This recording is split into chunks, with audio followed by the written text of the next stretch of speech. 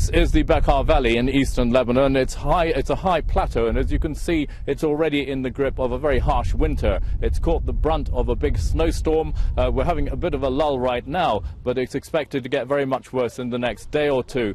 Now, scattered throughout that area, there are hundreds and thousands of Syrian refugees who are living in very makeshift conditions. They're not allowed to set up formal camps, so if you swing around over here, you can see the kind of informal settlements that have sprung out throughout this area, and there are hundreds of thousands of Syrians living there in very, very harsh conditions, and it's going to get worse as this, what is expected to be a very tough winter, comes on.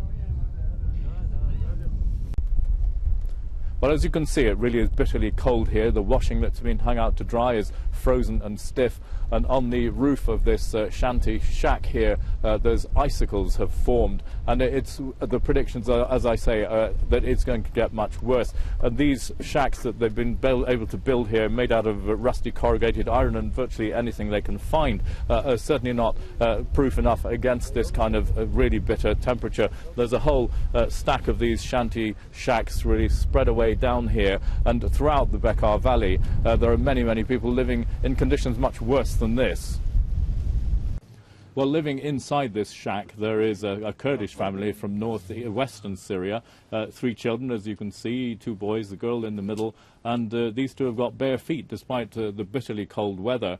Now, they've been here for over 6 months, but they say they've had no help from anybody. None of the aid agencies have been able to get here. So this is all about survival and improvisation. This stove, for example, was designed for burning wood, but they're actually burning old shoes in it that they've been able to find and collect up.